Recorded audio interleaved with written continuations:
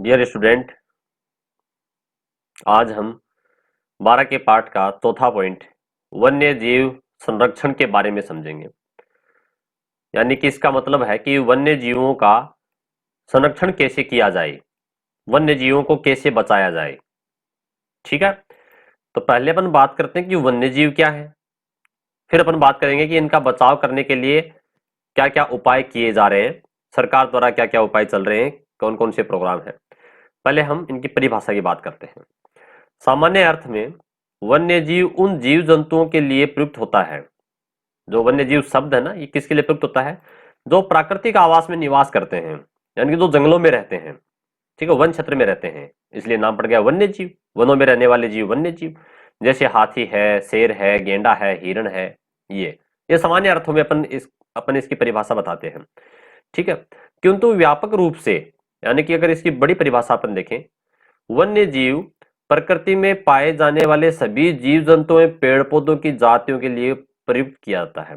जो वन्य जीव शब्द है वो जीव जंतुओं के लिए और पेड़ पौधों के लिए और जो प्रकृति में पाए जाते हैं सभी के लिए ही प्रयुक्त किया जाता है। ठीक है, तो आप इसको अंडरलाइन कर लीजिएगा यहां से, ये कि यहां से कर लीजिएगा, वन्य जीव प्रकृति में पाए जाने वाले सभी जीव जंतुओं में पेड़ पौधों की जातियों के लिए प्रयुक्त किया जाता है। यह शब्द प्रयुक्त किया जाता है, यह वन्य जीव की परिभाषा होगी एक प्रकार से। ठीक है, आगे लिखा है, भारतवर्ष एक ऐसा देश है जो धार्मिक, सांस्कृतिक, राजनीतिक, जलवायु, भूमि एवं जैव विविधता से संपन्न है। देखिए, भारत में बहुत सारे धर्मों के लोग हैं और अलग अलग क्षेत्रों में अलग अलग संस्कृति पाई जाती है। अलग अलग धर्म और संप्रदाय की संस्कृति भी अलग है, उनका कल्चर अलग है।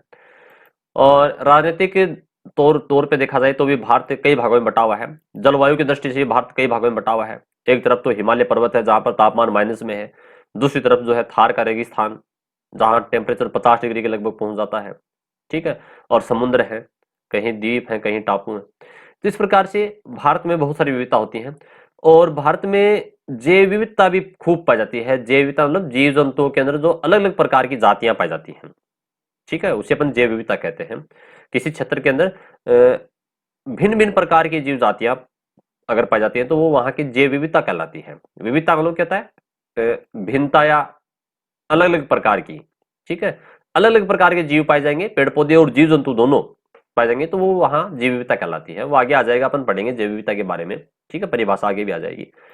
उल्लेखनीय है कि हमारे देश की भूमि, अब देखो जहां इंपोर्टेंट चीजें हैं मैं आपको बता दूंगा कि अंडरलाइन कर लीजिए, उसको आपको अंडरलाइन कर लेना है। तो ये इंपोर्टेंट है कि हमारे देश की भूमि का क्षेत्रफल संसार की भूमि के क्षेत्रफल का मात्र 2.4% है।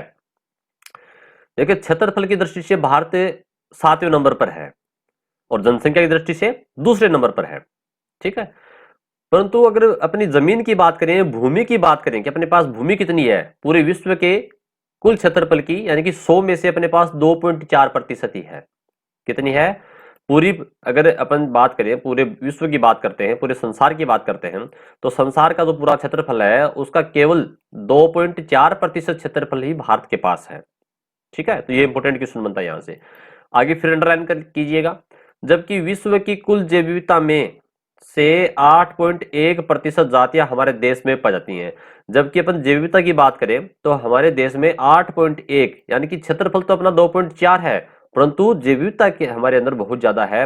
जीव जंतु पेड़ पौधे अपने इंडिया में बहुत प्रकार के पाए जाते हैं, 8.1% है। इसका मतलब जैव विविधता में अपना देश क्षेत्रफल से अधिक है, तुलना में अधिक है। तो ये भी आपको इसको अंडरलाइन कीजिएगा, याद करना है। आगे कुछ बातें और बताएगा कि भारत में कितनी कितनी जातियां किन जीवों की पाई जाती हैं। जैसे भारत में कुल मिलाकर स्तनधारियों की 500 जातियां, जो स्तनधारी वर्ग हैं, जैसे मनुष्य है, शेर है, बाघ है, ठीक है, इस प्रकार 500 जातियां हैं। पक्षियों की 1200 जातियां हैं, पक्षी 1200 जातियां पाई जाती हैं, प्रकार के पाए जाते हैं। सर्पों की 220, छिपकलियों की 150, कछुओं की 30, मगर व घड़ियाल की 30, उभयचरों की 142। उभयचर यानी कि जो पानी में और स्थल पे दोनों जगह रहते हैं। उभय का मतलब दोनों स्थान पर, चर माने निवास करने वाला, जैसे मेंढक है। ठीक है, और अलवणीय जल की मछलियों की 105 एवं अकशेरुकी जंतुओं की हजारों जातियां पाई जाती हैं। अकशेरुकी मतलब जिसमें रीढ़ की हड्डी नहीं पाई जाती है, वो अकशेरुकी, उसकी हजारों जातियां पाई जाती है। ये आपको याद करने की आवश्यकता नहीं है, क्योंकि ये संख्या आपसे कभी नहीं पूछी जाएंगी। तो यहाँ देखो, जीव अपने टाइगर, शेर है, बाघ है, ठीक है, आसाम में पाए जाने वाला एक सींग का गेंडा है, राष्ट्रीय पक्षी मोर है, अपने हाथी हैं, ये सब वन्य जीव हैं। ठीक है, आगे देखते हैं देखो क्या लिखा है। किंतु वर्तमान में मानव के द्वारा ऐसे कारण उत्पन्न कर दिए गए हैं जिससे वन्य जीवों का अस्तित्व समाप्त हो रहा है। यानी कि मनुष्य दिन प्रतिदिन जनसंख्या बढ़ती जा रही है, आवश्यकताएं बढ़ रही है, पेड़ पौधों को काट रहे हैं, जिसके कारण जीव जंतु भी नष्ट हो रहे हैं, तो वन्य जीव के ऊपर संकट है, वन्य जीवों का अस्तित्व समाप्त हो रहा है। किनके कारण? मुख्य रूप से मानवीय क्रियाकलापों के कारण। ठीक है, मानव के अतिरिक्त कुछ प्राकृतिक कारण भी हो सकते हैं जिससे वन्य जीव संकटग्रस्त हैं, वो अपन आगे पढ़ेंगे कि कौन कौन से कारण है। तो ये इंपोर्टेंट यहां से क्वेश्चन बनता है कि वन्य जीवों के विलुप्त होने के कारण बताइए। ठीक है, तो एक ये 2 नंबर का या 3 नंबर का बड़ा प्रश्न बन सकता है। तो आपको इसमें अपने सिलेबस में यहाँ पर किताब में 4 कारण दिए गए हैं, और जो पहला कारण है उसको भी फिर आगे और भागों में बांट दिया। पहला कारण देखो उसको नंबर 1 बना दिया, नंबर 2 इसको आगे और पॉइंटों में बांट दिया। वैसे कुल मिलाकर के इसमें ये अपने 4 पॉइंट हैं। ठीक है ना, यहाँ तक पहले कारण को ही 5 भागों में बांट दिया, तो अपन एक एक को समझते हैं, और ये आपको चारों पॉइंट याद करने हैं। ठीक है, याद रखने हैं, मैं पहले बता रहा हूँ। कई बार कमेंट करते हैं बच्चे, सर इसमें कौन सा इंपॉर्टेंट है, हमें बताया नहीं। तो आप ध्यान से सुनिएगा, मैंने बता दिया पहले ही कि ये यहाँ से क्वेश्चन बनता है कि वन्य जीवों के विलुप्त विलुप्त यानी कि समाप्त होने का कारण क्या है, वो किस कारण से नष्ट हो रहे हैं वन्य जीव। ठीक है, उनके कारण पूछ रहा है। तो पहला कारण है प्राकृतिक आवासों का नष्ट होना। प्राकृतिक आवास यानी कि जो जंगल है, ठीक है, जहां पर पेड़ पौधे बहुत ज्यादा हैं, वन क्षेत्र हैं, वो प्राकृतिक आवास है, वो नष्ट हो रहे हैं। किस कारण से? वन्य जीवों के प्राकृतिक आवासों के नष्ट होने के अनेक कारण है, इसमें से प्रमुख प्राकृतिक आपदा है। देखो, प्रकृति अपने आप जो करती है आपदा लाती है, आपदा मतलब संकट। प्रकृति के कारण अपने आप जो संकट आते हैं वो प्राकृतिक आपदा ही कहलाएंगे। जैसे ज्वालामुखी विस्फोट, किसी वन क्षेत्र में अचानक ज्वालामुखी फट गई, तो वहां जो गर्म लावा है, अंदर पृथ्वी के अंदर का लावा है वो बाहर निकलता है। ठीक है, तो उसे अपन ज्वालामुखी कहते हैं। तो उस क्षेत्र के आसपास जितना भी जो एरिया है वो अत्यधिक गर्मी के कारण वो पेड़ पौधे सारे जल जाएंगे, नष्ट हो जाएंगे, जीव जंतु नष्ट हो जाएंगे। तो एक प्रकार से प्राकृतिक आवास नष्ट हो गया, उसमें रहने वाले वन्य जीव है वो नष्ट हो जाएंगे, विलुप्त हो जाएंगे। दूसरा कारण है भूकंप। पृथ्वी के अंदर जो तेज अंदर जो चट्टाने हैं उनके अंदर खिसकने के कारण, टूटने के कारण कंपन होता है, तेज कंपन होता है, वाइब्रेशन होता है, जिसको अपन भूकंप कहते हैं। और अगला है सुनामी। सुनामी देखो भूकंप ही है एक प्रकार का, लेकिन समुद्र में आने वाला भूकंप जो है वो सुनामी कहलाता है। ठीक है, अगर समुद्र के अंदर भूकंप आता है, तरंगें उत्पन्न होती हैं, तो कंपन उत्पन्न होता है, तो उससे क्या है कि समुद्र का पानी जो है वो लहरें बहुत तेजी से ऊपर उठती हैं, और उसे अपन सुनामी कहते हैं। तो ये प्राकृतिक आवास के नष्ट होने के प्राकृतिक कारण है। कौन से है? प्राकृतिक आपदाएं हैं। अन्य कारण निम्नलिखित हैं। अब अन्य कारण जो है वो मनुष्य के द्वारा किए गए हैं सारे के सारे कारण। कौन कौन से हैं? नंबर 1 है जनसंख्या वृद्धि के कारण मानव की आवश्यकताएं बढ़ती गई। जनसंख्या बढ़ेगी तो उनकी आवश्यकताएं बढ़ेगी, अधिक खाना चाहिएगा, रहने के लिए मकान चाहिएगा, कपड़े चाहिए। मनुष्य की मूलभूत आवश्यकताएं 3 आवश्यकताएं हैं। कौन कौन सी हैं? रोटी, कपड़ा और मकान। ठीक है, तो आवश्यकताएं बढ़ेंगी। मनुष्य की ने आवास के लिए यानी कि रहने के लिए, कृषि यानी खेती करने के लिए, उद्योग यानी कि जो फैक्ट्रियां हैं उनके लिए, वन भूमि का उपयोग किया, उन्होंने वनों को काट दिया। ठीक है, जंगलों को काटते गए और वहां पर कॉलोनियां बसती गई, आवास होता गया, खेती होती गई, बड़ी बड़ी फैक्ट्रियां लगा दी गई है, उद्योग धंधे शुरू हो गए, जिससे जीवों के आवास पर संकट उत्पन्न हो गया है। यानी कि जो वन्य जीव जंतु हैं वो आसानी से वहां रह नहीं सकते हैं, उस क्षेत्र में प्रदूषित एरिया हो गया, रहने के लिए जगह नहीं है उनको। ठीक, तो ये एक प्रकार से वन्य जीवों को नष्ट होने का एक कारण है। दूसरा कारण है वृहद जल परियोजनाओं। जैसे जो बड़ी जल परियोजनाएं हैं, बांध बना दिए गए हैं। कौन कौन से बांध बनाए गए हैं? भारत में जो बड़े बांध है उनकी बात कर रहे हैं। भाखड़ा नागल बांध बना दिया गया, जिसके कारण वहां का जो क्षेत्र है वो पानी में डूब गया। टिहरी बांध बनाया गया। व्यास परियोजना, व्यास नदी के ऊपर। ठीक है, भाखड़ा नागल जो है सतलज नदी के ऊपर है, टिहरी बांध जो है गंगा नदी के ऊपर है, और व्यास परियोजना व्यास नदी के ऊपर है। पंजाब में जो व्यास नदी है, पंजाब का नाम पंजाब क्यों? क्यों? 5 नदियां बहती हैं। ठीक है, रावी, झेलम, चिनाब, व्यास, सतलज, ये 5 नदियां हैं। तो व्यास परियोजना आदि से वन भूमि पानी में डूबती गई। अगर नदी का पानी आएगा और वहां पर बांध बना देंगे, मोटी दीवार खींच देंगे, तो नदी का पानी जो है ये इधर इधर चारों तरफ यहाँ इधर इकट्ठा होता जाएगा, और यहाँ जो वन क्षेत्र था सारा सारा वो डूब जाएगा। ठीक है, और उससे वन्य जीवों का हास हो जाएगा, उनका आवास जो है वो नष्ट हो जाएगा। हास मतलब नष्ट होना। अगला कारण है, तीसरा कारण, जंगलों में खनन कार्य। जो खान है, खादान, अपन जो खान खोदते हैं, खनिज वगैरह निकालते हैं, तो उनके कारण भी जंगल नष्ट हो रहे हैं। वातावरण प्रदूषण से उत्पन्न अम्लीय वर्षा। जो वातावरण प्रदूषण, मोटर गाड़ी से जो धुआं निकलता है, फैक्ट्री से जो धुआं निकलता है चिमनियों से, उसमें मुख्य रूप से सल्फर डाइऑक्साइड गैस होती है, ठीक है ना, या carbon dioxide gas, carbon monoxide gas होती है। तो ये गैसें वायुमंडल में ऊपर पहुंचती हैं और वहां जब बादल बनता है तो बादल के साथ में वहां पर अम्ल की मात्रा बढ़ जाती है पानी के अंदर, और वो जो बरसात होती है तो उसे अपन अम्लीय वर्षा कहते हैं, ठीक है। तो अम्लीय वर्षा है लगभग 5.4 5.5 जिसकी पीएच होती है अम्लीय वर्षा। आदि से प्राकृतिक आवास नष्ट होते हैं, यानी कि जब अम्लीय वर्षा होगी तो ये अम्लीय पानी जो है ये तालाब में, झीलों में जाएगा, जिसके कारण मछलियां, जीव जंतु मर जाएंगे, ठीक है। तो अम्लीय वर्षा भी नुकसानदायक है। चौथा पॉइंट है समुद्रों में तेल टैंकरों से तेल का रिसाव। जैसे अपने जो सऊदी अरब है, इराक है, ईरान है, वहां से जो तेल आता है, वहां तेल के बड़े बड़े भंडार हैं। कौन सा तेल? पेट्रोलियम वाला तेल, जिसे पेट्रोल डीजल, वो कच्चा तेल आता है जिसे अपन क्रूड ऑयल कहते हैं। उस कच्चे तेल को यहाँ पर प्यूरिफाई किया जाता है अपनी फैक्ट्रियों के अंदर। उसको जैसे पेट्रोल अलग कर लिया, डीजल अलग कर लिया, उसका प्रभाजी आसवन किया जाता है, ठीक है। अलग अलग तापमान पे गर्म करना ही उसका प्रभाजी आसवन कहलाता है। तो वो जो कच्चा तेल समुद्रों में बड़े बड़े जहाज हैं, उन जहाज से आता है। अगर वो जहाज डूब जाता है, ठीक है, तो उससे क्या होगा कि जो तेल के टैंकर हैं, वो तेल का रिसाव अगर समुद्र में हो जाता है, तो तेल का रिसाव होने से समुद्री जीव जो है वो उनको नष्ट हो जाते हैं। मछलियां वगैरह है, समुद्री जीव जंतु है, पेड़ पौधे, वो नष्ट हो जाते हैं, जिससे भी प्राकृतिक उनका आवास नष्ट होता है।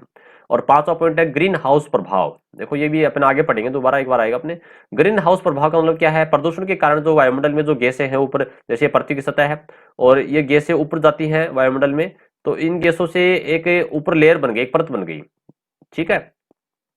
और ये जो परत है ये क्या करती है? सूर्य से आने वाली जो प्रकाश की किरणें हैं वो इसमें से अंदर तो आ जाती है, परंतु इस परत को पार नहीं कर पाती है, इसलिए पृथ्वी का तापमान बढ़ रहा है, ठीक है। पृथ्वी के अंदर का तापमान बढ़ रहा है। ये तापमान बढ़ने को अपन कहते हैं ग्लोबल वार्मिंग, वैश्विक तापन जिसको कहते हैं, ग्लोबल वार्मिंग, ठीक है। तो ये ग्रीन हाउस इफेक्ट कहलाता है एक प्रकार से। और ग्रीन हाउस इफेक्ट के कारण पृथ्वी के आसपास वातावरण गर्म होता होता जा रहा है, यानी कि तापमान बढ़ता जा रहा है, जिससे जैव विविधता नष्ट होती है। यानी कि जो जीव जंतु जिस तापमान पे अपने आप को अनुकूलित रखते हैं, वो तापमान बढ़ेगा तो उसके जो जीव जंतु उसको तापमान को सहन नहीं कर पाएंगे, तो वो धीरे धीरे नष्ट होते जाते रहे, उनकी संख्या कम हो रही है। अगला पॉइंट है वन्य जीवों का अवैध शिकार। देखो वन्य जीवों का शिकार भी लोगों ने खूब किया है, ठीक है। ये भी एक प्रकार, एक मुख्य कारण है इसका, इनको नष्ट करने के लिए। प्रदूषण, प्रदूषण की तो बात हो चुकी है। जल प्रदूषण, चाहे वायु प्रदूषण, ध्वनि प्रदूषण, जितने भी प्रदूषण है सारे के सारे ही वन्य जीवों को नष्ट करते हैं। और मानव व वन्य जीवों में संघर्ष, यानी कि मनुष्य ने वन्य जीवों के साथ में स्ट्रगल करना शुरू कर दिया, संघर्ष करना शुरू कर दिया, जैसे जंगली जानवरों को मारना शुरू कर दिया, ठीक है। या अपन देखते हैं राजस्थान में अपने नीलगाय, ठीक है, जिसे अपन रोज कहते हैं, तो नीलगाय बहुत ज्यादा संख्या में है। अपन अपने बचाव के लिए जो आदिवासी जातियां हैं उनको कह देते हैं कि हमारे ये नीलगाय है, इसको चाहे आप कुछ भी करो, हमारी फसल को नष्ट नहीं होनी चाहिए। तो ये इनके साथ में अपन संघर्ष कर रहे हैं, नीलगाय की संख्या भी धीरे धीरे कम होती जा रही है। उपयुक्त कारणों के अतिरिक्त वन्य जीवों के विनाश के जो कारण है उनमें प्राकृतिक, आनुवंशिक, मानव जनित कारण भी हैं। ये कोई खास बात नहीं, इसको छोड़ दीजिएगा। अब इंपॉर्टेंट बातें आएंगी। देखिए इस पैराग्राफ में बहुत इंपॉर्टेंट बातें हैं जहां से क्वेश्चन बनते हैं। मैं जहां आपको बता दूं इंपॉर्टेंट अंडरलाइन करो, उसको तो आपको याद करना ही करना है। भारत में वन्य जीव संरक्षण 1952 से 1972 तक राष्ट्रीय वन नीति के अंतर्गत होता था, ठीक है। यानी समझिएगा, वन्य जीवों को बचाने के लिए, वन्य जीव मतलब पेड़ पौधे और जीव जंतुओं को बचाने के लिए 1952 से लेकर 1972 तक इनको बचाने के लिए क्या था? राष्ट्रीय वन नीति। जो राष्ट्रीय वन नीति, एक वन नीति बनाई गई जिसके अंतर्गत ये है कि भारत में हर वर्ष इतने पेड़ पौधे लगाने हैं अपन को। पूरे भारत की बात हो रही है, राष्ट्रीय यानी कि नेशनल लेवल की बात है। तो वो जो राष्ट्रीय वन नीति है वही क्या करती थी? 1952 से 1972 तक वन्य जीवों को बचाने का काम करती थी, ठीक है। उसके बाद में क्या हो गया? एक नया नियम बन गया वन्य जीवों की सुरक्षा के लिए। 1972 में, 72 तक तो इसने किया काम, 1972 में वन्य जीव सुरक्षा अधिनियम बनाया गया। उसके बाद में वन्य जीवों की सुरक्षा के लिए एक अधिनियम बना दिया, एक कानून बना दिया। अधिनियम मतलब एक कानून या नियम बना दिया, ठीक है, जो वर्तमान में कई संशोधनों के साथ लागू है। फिर उसमें धीरे धीरे संशोधन होते गए, जैसे अगर कोई वन्य जीव का शिकार करता है तो उसको सजा होगी, जुर्माना लगेगा, उसको दंड मिलेगा, ठीक है। तो 1972 में बनाया गया है। बहुत इंपॉर्टेंट बातें हैं दोनों, ये आपको अंडरलाइन करनी है, ये वाली और ये वाली, ठीक है। उसके आगे भी और इंपॉर्टेंट आ रही है, वो भी आपको अंडरलाइन करनी है। विश्वव्यापी चेतना के कारण 1948 में, अंडरलाइन कर लीजिएगा, 1948 में प्राकृतिक संरक्षण के लिए अंतरराष्ट्रीय संस्थान IUCN का गठन किया गया। अब देखो IUCN का पूरा नाम, फुल फॉर्म एग्जाम में कई बार पूछी गई है। आपका जो बोर्ड परीक्षा का पेपर आपके हाथ में होगा, ठीक है, तो उसमें आप देखोगे अब तक ये संभावना है कि आपकी परीक्षा मई में होगी, मई 2021 में होगी। तो उसमें पेपर में आप देखोगे एग्जाम हॉल के अंदर, तो आपको पेपर में दो या 3 फुल फॉर्म आपको जरूर मिलेंगी, जिसका पूरा नाम आपको लिखना होता है, पूरे पेपर में आपको जरूर मिल जाएंगी। तो आईयूसीएन का पूरा नाम कई बार पूछा गया है। आई का मतलब क्या है? इंटरनेशनल, यानी कि अंतरराष्ट्रीय। यू का मतलब यूनियन, यानी कि संगठन है। फॉर कंजर्वेशन, कंजर्वेशन यानी कि संरक्षण के लिए, बचाने के लिए। ऑफ नेचर, नेचर यानी कि प्रकृति को बचाने के लिए एक अंतरराष्ट्रीय संस्था बनाई गई है, जिसमें बहुत सारे देश शामिल हैं, ठीक है, का गठन हुआ। आईयूसीएन के द्वारा विलुप्ति के कगार पर पहुंच गई जातियां। अब इनका काम क्या था? ऐसी जातियां जो विलुप्त होने वाली है, विलुप्त यानी कि अभी तो हैं लेकिन कुछ वर्षों में नहीं रहेंगी, आगे वो लुप्त हो जाएंगी, गायब हो जाएंगी, ठीक है, जैसे डायनासोर गायब हो गए थे ना, वैसे ही। तो विलुप्त होने की कगार पर है, उनका बचाव करने के लिए संस्था है को एक पुस्तक में संकलित किया गया है। इसने एक किताब लिखी है, आईयूसीएन ने एक किताब जारी की है। आगे देखो, अंडरलाइन कीजिएगा, यहां से भी आपको अंडरलाइन करना है। ये लाइन मैं बता रहा हूं, बहुत इंपॉर्टेंट है, आपको अंडरलाइन करना है कि यहां से या यहां से कर दीजिएगा। आईयूसीएन के द्वारा विलुप्ति के कगार पर पहुंच गई जातियों, अब पेड़ पौधे भी हैं उसमें, जीव जंतु भी हैं, उनकी सबकी जातियां को एक पुस्तक में संकलित किया गया है, यानी कि पुस्तक में उन सबके नाम लिख दिए कि ये पौधे हैं जो संकटग्रस्त हैं, नष्ट हो जाएंगे, विलुप्त हो चुके हैं और होने वाले हैं, ठीक है, अगर इनको नहीं बचाया गया, इनका संरक्षण नहीं किया गया। तो एक पुस्तक लिखी गई है आईयूसीएन के द्वारा, जिसे लाल आंकड़ा पुस्तक, रेड डाटा बुक कहते हैं। लाल आंकड़े का मतलब ये नहीं है कि उस पुस्तक के अंदर लाल रंग के अक्षर है या उस पुस्तक के पेज है, जो पन्ने हैं वो लाल रंग के हैं, यानी कि रेड डाटा पुस्तक का मतलब ये क्या है? उस पुस्तक के अंदर ऐसे पौधे, जीव जंतु के नाम हैं जो या तो नष्ट हो चुके हैं या नष्ट होने वाले हैं, विलुप्ति के कगार पर हैं, संकटग्रस्त हैं, उनके नाम हैं, ठीक है। तो आईयूसीएन ने निम्न 5 जातियों को परिभाषित किया और उन्हें संरक्षण प्रदान किया। अब कौन कौन सी जातियां हैं? 5 इंपोर्टेंट है। देखो, मैं बार बार नहीं कहूंगा कि आपको ये इंपोर्टेंट है, ये इंपोर्टेंट है, आप साथ साथ सुनते रहिएगा ध्यान से। पहला क्वेश्चन बनता है कि विलुप्त जातियां किसे कहते हैं, या दूसरा प्रश्न बनता है कि संकटग्रस्त जातियां किसे कहते हैं, या क्वेश्चन ये पूरा बड़ा बड़ा क्वेश्चन बन सकता है कि आईयूसीएन ने किन जातियों को परिभाषित किया है, किन संरक्षण के लिए जातियों को कितने भागों में बांटा है? तो 5 भागों में बांटा है। कौन कौन सी है? पहले विलुप्त जातियां, पहले बात करते हैं विलुप्त। विलुप्त यानी कि जो गायब हो चुकी हैं, अब नहीं है, पहले हजारों साल पहले कभी हुआ करती थी, 100 साल पहले कभी हुआ करती थी। वे जातियां जो संसार में विलुप्त हो गई हैं तथा जीवित नहीं है, यानी कि उनका एक भी प्राणी जिंदा नहीं है, सारे मर गए, विलुप्त जातियों की श्रेणी में रखी गई। जैसे डायनासोर, एक भी डायनासोर नहीं है पूरी पृथ्वी पर, ठीक है, पहले हुआ करते थे, कभी डायनासोर को राज हुआ करता था। रायनिया, ठीक है, ये भी नष्ट हो चुके हैं। तो इस प्रकार से ये कौन से हो गए? विलुप्त। अब बात करेंगे संकटग्रस्त। देखो, छोटा क्वेश्चन बन सकता है, संकटग्रस्त जातियां को किसे कहते हैं, कि 2 जातियों के नाम लिखो, ठीक है ना, तो आपको थोड़ा सा इनके एग्जाम्पल याद रखने हैं। ये वे जातियां हैं जिनके संरक्षण के उपाय नहीं किए गए तो निकट भविष्य में समाप्त हो जाएंगे। यदि इनको अब नहीं बचाया गया तो आगे कुछ वर्षों में, 10 वर्ष में, 15-20 साल में, 50 साल में नष्ट हो जाएंगी। जैसे गेंडा है, ठीक है, मैंने अभी आपको पीछे देखा था, एक सींग का गेंडा जो आसाम में पाया जाता है, वो संकटग्रस्त में है। गोडावण, नीचे आप पक्षी देख रहे हो, राजस्थान का राज्य पक्षी गोडावण, खूब नाम सुना आपने, ये है गोडावण वो, ठीक है, देखो कितना सुंदर पक्षी है। ये जैसलमेर, जोधपुर की कुछ क्षेत्रों में पाया जाता है, ठीक है, कुछ बाड़मेर वगैरह में भी देखने को मिल सकता है। तो उस पश्चिमी राजस्थान में ये केवल, और बाकी नष्ट होने की कगार पर है, संकटग्रस्त है ही है, विलुप्त होने की कगार पर है। बब्बर शेर है, बघेरा है, ये इनकी कुछ ही प्रजातियां, कुछ ही यानी कि बचे हैं अपनी संख्या में, बहुत कम संख्या में बचे हैं, गिनती के ही बचे हैं और नष्ट होने की कगार पर हैं। आगे है सभेद्य जातियां। सभेद्य जातियां यानी वे जातियां जो शीघ्र ही संकटग्रस्त होने की स्थिति में, यानी कि संकटग्रस्त हो जाएंगी, अभी तो ठीक ठाक है लेकिन बाद में संकटग्रस्त हो जाएंगी। और चौथा है दुर्लभ जातियां। दुर्लभ जातियां, ये भी आपको याद रखिएगा, बहुत इंपॉर्टेंट है। ये वे जातियां जिनकी संख्या विश्व में बहुत कम है तथा निकट भविष्य में संकटग्रस्त हो जाएंगी, और ये सीमित क्षेत्र में पाई जाती हैं, किसी एक निश्चित एरिया में ही होती हैं, कुछ स्थान पर ही होती हैं, सब जगह नहीं होती। जैसे हिमालय में हिमालय भालू पाया जाता है, तो हिमालय भालू केवल वो भालू अलग है जो अपने राजस्थान के अंदर राजसमंद है, प्रतापगढ़ जो क्षेत्र है, या पाली है, वहां भालू पाए जाते हैं, ठीक है, भालू अभयारण्य भी विकसित किए जा रहे हैं। तो वो भालू अलग है, ये हिमालय भालू अलग होता है, जिसके घने बाल होते हैं, सफेद रंग का भालू होता है ये भालू, ठीक है। तो ये दुर्लभ जाति में आता है। विशाल पांडा, ठीक है, पांडा जो है वो विलुप्त होने की कगार पर है। तो इस प्रकार से ये अपने हो गए दुर्लभ जातियों में। और अगला है अपर्याप्त ज्ञात जातियां, यानी कि कुछ जातियां ऐसी हैं जो अभी तक ज्ञात नहीं हुई हैं, अज्ञात है वो हमारे लिए, ठीक है। ये भी जातियां जो पृथ्वी पर हैं किंतु इनके वितरण के बारे में अधिक अपन को पता नहीं है, अपन जानते नहीं है। जैसे समुद्र की बहुत ज्यादा गहराई में कोई जातियां हो सकती हैं, ठीक है, या बर्फीले क्षेत्र में बहुत जातियां हो सकती हैं, बहुत ज्यादा रेगिस्तान के अंदर और जातियां हो सकती हैं, लेकिन वहां तक अपनी अपनी पहुंच नहीं है, अपन वहां तक उनको नहीं जान पाए हैं, उन जातियों को, वो अभी तक अज्ञात है हमारे लिए। तो इस प्रकार से 5 भागों में बांटा है IUCN ने अपने रेड डाटा पुस्तक के अंदर जीवों को।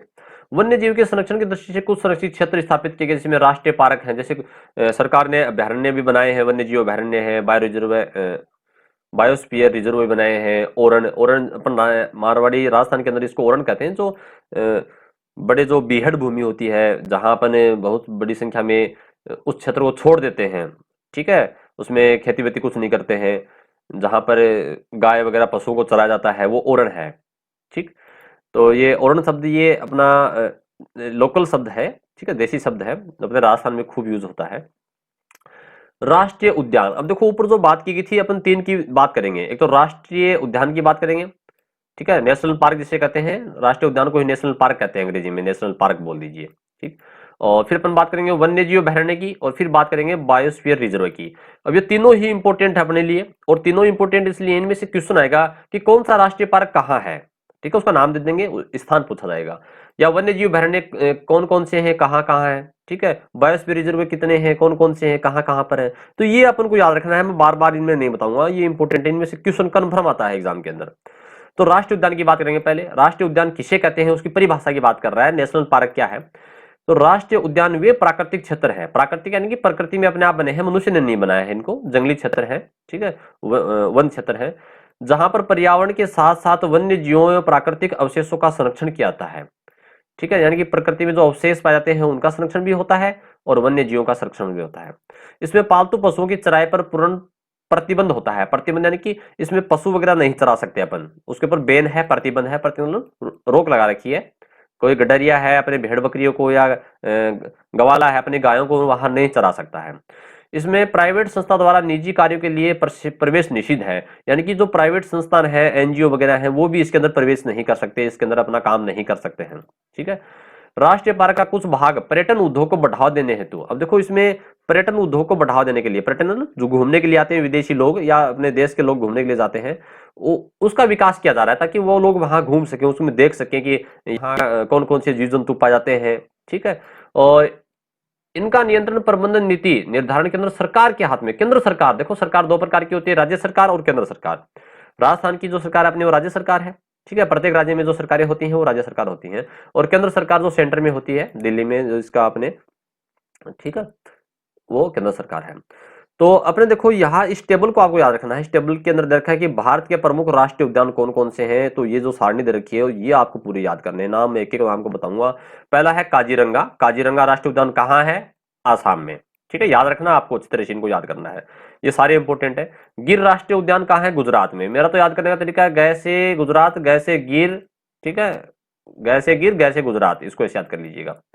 और ग्रेट हिमालय राष्ट्रीय उद्यान, हिमालय यानी कि हिमालय क्षेत्र, बर्फीला क्षेत्र जो हिमाचल में है, ठीक है, हिमालय, हिम यानी बर्फ होता है, तो हिमाचल प्रदेश हो गया। बांदीपुर राष्ट्रीय उद्यान जो है वो कर्नाटक में है। सतपुड़ा राष्ट्रीय उद्यान जो है मध्य प्रदेश में है। देखो सतपुड़ा की पहाड़ियां हैं, ठीक है, तो सतपुड़ा की पहाड़ियां मध्य प्रदेश, तो सतपुड़ा याद कर लीजिएगा। सुंदरबन राष्ट्रीय उद्यान जो है पश्चिम बंगाल में है।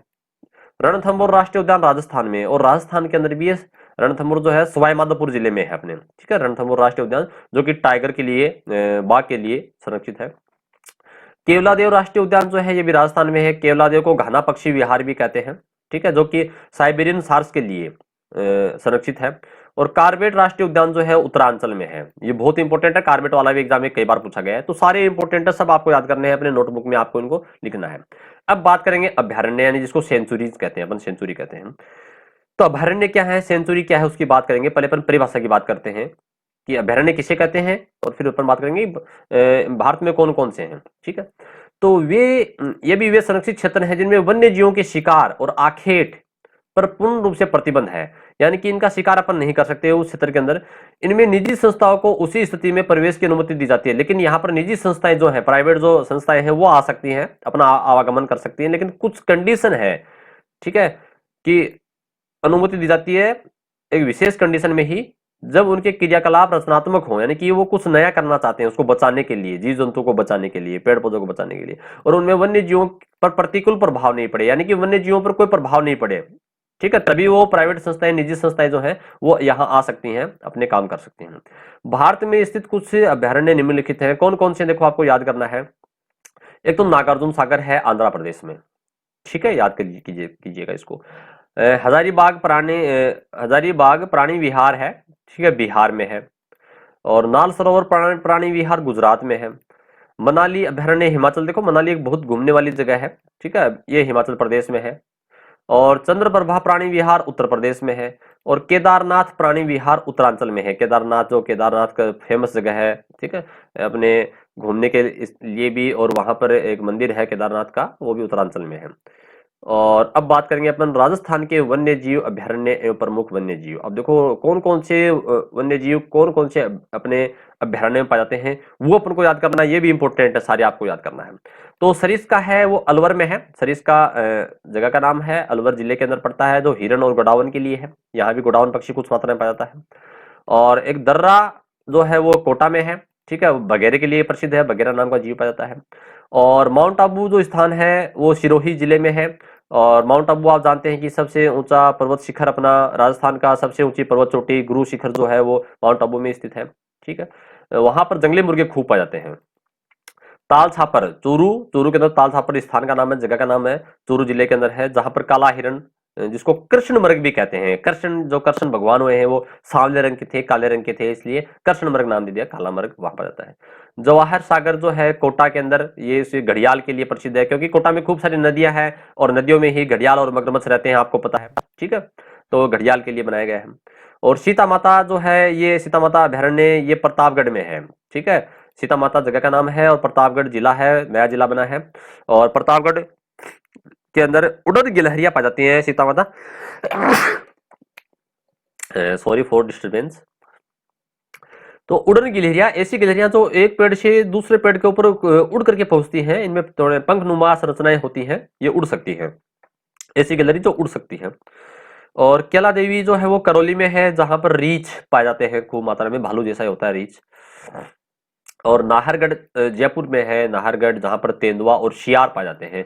तो इस प्रकार से अभयारण्य के नाम है, कहाँ कहाँ पाए जाते हैं, यहाँ से एग्जाम में क्वेश्चन आते हैं, कई बार एग्जाम में क्वेश्चन पूछे गए, तो आपको इनको सबको याद करना है। अब हम तीसरी बात करेंगे, जीवमंडल नीचे, या जिसको अंग्रेजी में कहते हैं बायोस्फीयर रिजर्व है, ठीक है, जीवमंडल बायोस्फीयर रिजर्व कहते हैं। तो ये भी कुछ क्षेत्र हैं, तो आपको देखो ये सारा याद करना है, पूरा पैराग्राफ।